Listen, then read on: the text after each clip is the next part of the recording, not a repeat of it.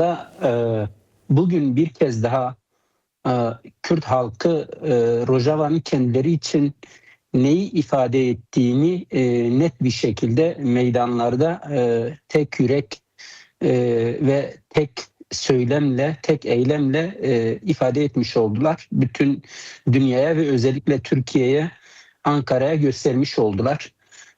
O yüzden aslında bizim daha önceki yayınlarda dile getirdiğimiz Kürtlerdeki o duygu kırılmasının hangi noktaya geldiğini bugün meydanlar gösterdi. Aslında sabahtandır şunu düşünüyorum. Bizler kulaklarımızı kapatsak ya da televizyonlarımızın sesini kapatsak ve sadece o alanları bile izlesek tek tek o insanların yüzünde Rojava'nın kendileri için neyi ifade ettiğini görebilir, okuyabiliriz.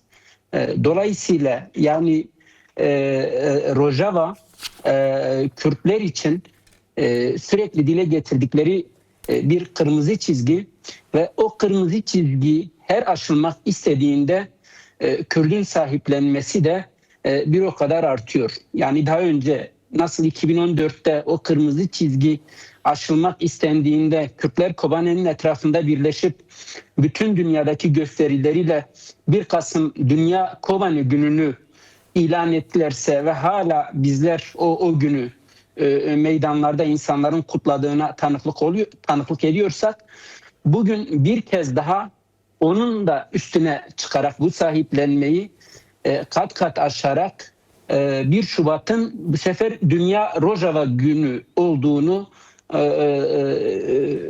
ispatladılar, gösterdiler ve böylece Rojava'ya sahip çıktılar. Rojava'ya sahip çıkarken aslında bir bütün olarak Rojava'da yaratılmak istenen o insanlık değerine sahip çıktıklarını gösterdiler.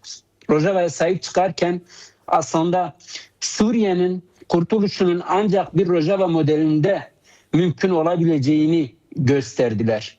Yine Rojava'ya sahip çıkarken bir bütün olarak aslında aynı modelin ancak Orta Doğu'nun tamamına, Türkiye'ye, İran'a, Irak'a, Suriye'ye uygulanabilirse kurtuluş olabileceğini gösterdiler. Yani dolayısıyla bu sahiplenme sadece bir kara toprağının işgal edilmesine yönelik bir sahiplenme değil. O kara toprağı üzerinde yaratılan insanlık değerlerine sahip çıkmaydı. Bunu da biraz önce de dediğim gibi hiçbir açıklamayı dinlemeden bile sadece taşıdıkları o pankartlarda yüzlerindeki ifadede net bir şekilde bütün dünyaya gösterdiler. Peki bugün Bakur'da kaç merkezde gösteri yapıldı? Yani doğrusu biz aktarmakta zorluk çekiyoruz. Çünkü Avrupa'da da onlarca merkezde yapıldı. Yüz binlerce insan katıldı. Hatta şunu söyleyebilirim. Son 10-15 gündür Avrupa'nın ve dünyanın birçok merkezinde, sokaklarında yani bu ses hep duyuldu. Yani inanılmaz derecede bir şey var. Bir ayağa kalkış var. Bugün itibariyle baktığımız zaman yani Ahmet'in dışında, Ahmet'te de çok görkemli bir yürüyüş vardı. İşte Cizre, Şırnak, Bingöl benim aklıma gelen yerler. Beyazıt gibi.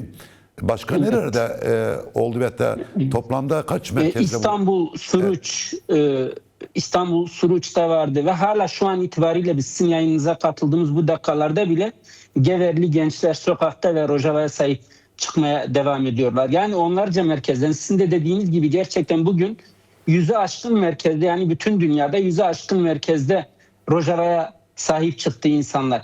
Ve sadece yani hatırlarsınız Dünya Kobane gününde Rojava'da doğru düzgün 2014'te mesela eylemler olmazdı çünkü orası bir savaş hali içerisindeydi. Evet. 2014'ü düşündüğümüzde ve hatırladığımızda. Ama bugün biz Kobane'den tutalım Girkelege'ye, Kamışlo'ya, Değirkahemko'ya, Haseke'ye yani Rojava'nın bir bütününde de 10 binlerce, 100 binlerce insan sokağa çıktığına tanıklık ettik. Yani dolayısıyla tek bir amaç doğrultusunda 100'e aşkın merkezde milyonlarca insan sahadaydı, alanlardaydı ve tek bir şeyi haykırdılar. Biraz önce sizin de yayının başında belirttiğiniz gibi 29 Ocak'ta imza altına alınan anlaşma maddelerinin bir an önce hayata geçirilmesi, Rojava üzerinde, Kobani üzerindeki kuşatmanın bir an önce kaldırılması, özellikle Suruç'taki eylemde Murşitpınar sınır kapısının bir an önce açılıp Suruç'ta bekletilen yardım tırlarının oraya ulaştırılması. Bakın bugün ben Rojava'daki hastanenin genel yönetimiyle bir görüşme gerçekleştirdim ve orada neye ihtiyaç olduğunu, ilaçlar noktasında neye ihtiyaç olduğunu sordum. Upuzun bir liste gönderdiler. Yani insanlar artık ilaca erişemiyor. Özellikle kronik hastalığı bulunan insanlar sabit olarak kullandıkları ilaca erişemiyorlar. Çocuklar hakeza öyle.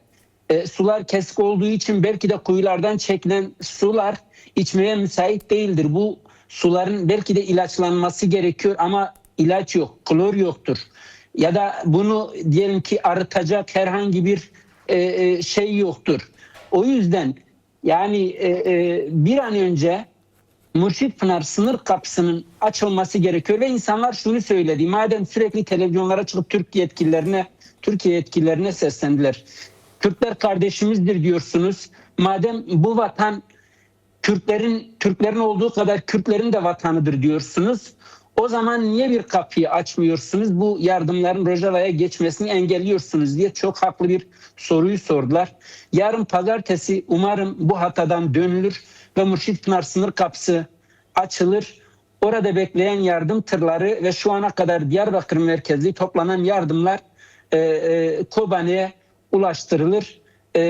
Böylelikle kardeş olduğunu iddia eden, söyleyen Ankara'da bir adım atmış olur. İnsanlar da evet gerçekten kardeşmişiz hissine kapılır diyelim. Peki Abdurrahman, tabii bu eylemler, bu kalkışma sadece bir günde sınırlı değil. Günlerdir Kürdistanlar ayaktalar. Yani Güney Kürdistan'da işte milyonlar ayağa kalkıyor. Rojava keza öyle, Bakur keza öyle. Doğu Kürdistan'ın hassasiyetini biliyoruz ve diaspora Kürtler, yani şöyle söyleyeyim, Kanada'da eksi 25 dereceden işte Japonya'ya kadar Avrupa'nın aklınıza gelecek her şehrinde yürüyüş ve mitingler var günlerdir. Bu Kürtlerin bu kadar büyük, güçlü oranda bir enerji ortaya çıkartmaları Türkiye'nin politikasında bir kırılmaya yol açabilir mi? Çünkü başka devletlerin politikasında kırılmalara yol açtı. Yani en azından o ülkelerin siyaseti yüzünden bir takım etkileri oldu. Acaba Türkiye'de de benzeri bir durumla karşı karşıya kalabilir miyiz? Kalabiliriz Cahit. Yani söylemlerde bir yumuşama görüyoruz. Açıkçası son 3 gün içerisinde yapılan söylemlerde bir yumuşama var. Muhalefet Partisi'nin, CHP'nin biliyorsunuz daha önceki yayınlarınızda eleştirmiştik bu suskunluğunu. Ama özellikle DEM Parti ile yapılan görüşmenin ardından ciddi bir sahiplenmesi olduğunu söyleyebiliriz. Net mesajlar verdiler. Yine diğer muhalif partilerden de sesler yükselmeye başladı. Aslında o sosyal medya üzerinden, sanal medya üzerinden yaratılmaya çalışılan o ırkçı dalganın da bu açıklamalarla birlikte birazcık dindiğini görmek mümkün. Yani bunu ben takip ediyorum. Takip ettiğim kadarıyla bu açıklamalar bu noktada da biraz faydalı olmuş gibi görünüyor. O yüzden yani aslında sürekli dile getirilen yani bu ayrışmanın ya da Türkiye dışındaki parçalarda Kürt'e yaklaşımın Bakur'daki Kürtlerin duygularında da bir değişime neden olabileceği gerçeğini Ankara'nın görmesi gerekiyordu. Aslında bizden çok daha iyi analiz ettiklerini, bizden çok daha iyi gözlemlediklerini söyleyebiliriz. Ancak buna rağmen bu kırılmayı derinleştirmeye çalışan, bu fayı daha kırılgan hale getirmeye çalışan söylem ve eylemler vardı, yaklaşımlar vardı. Ama son günlerde bunda biraz azalma olduğunu gözlemleyebiliyorum. Doğrusu merak ediyorum Abdurrahman, senin gözlemin nedir? Neden Türk basını Suriye Demokratik Güçleri Şam hükümeti arasında varılan mutabakatı çok görmedi, görmezlikten geldi. Onun yerine daha çok böyle psikolojik savaşı öne alan bir takım haberler veyahut da programlarla karşımıza çıkıyorlar? Bence Türk basını birazcık Enformasyon Bakanlığı'nın enformasyon merkezinin yaklaşımıyla sınırlı kalıyor. Yani kendileri nasıl görürse ve nasıl görmek isterlerse öyle yapıyorlar. Düşünün Türk medyasında biraz muhalif gibi görünen kimi şahsiyetlerin geçtiğimiz gün işte güvenlik kaynaklarına güya dayandırarak söyledikleri kimi ifadeler vardı ve belki de basın tarihine yeni bir kavram kazandırdılar. Off the record diye bir kavramı sanki basın toplantısında söylenmiş gibi, yani basın toplantısında bile off the record olabileceğini hepimiz bunların bu açıklamalarından görebildik. Yani bir yerden enforme ediliyorlar. Neyi görüp görmeyecekleri kendilerine salık veriliyor ve böylece bir dil kuruyorlar, yayıncılık yapıyorlar. Aslında Türk basınının ya da Suriye'de şu an görünen, Suriye'nin resmi ajansı olan SANA'nın haberlerine baktığınızda oradaki yayıncılığın da aslında Türkiye'deki yayıncılıktan çok farklı olmadığını görebiliriz.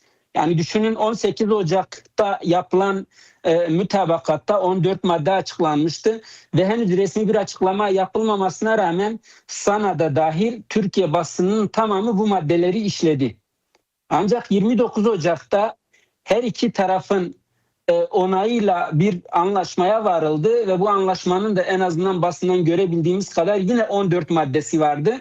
Ve bu 14 maddenin 18 Ocak'taki maddelerle herhangi bir alakası olmamasına rağmen SANA kendi haberinde bile buna yer vermedi.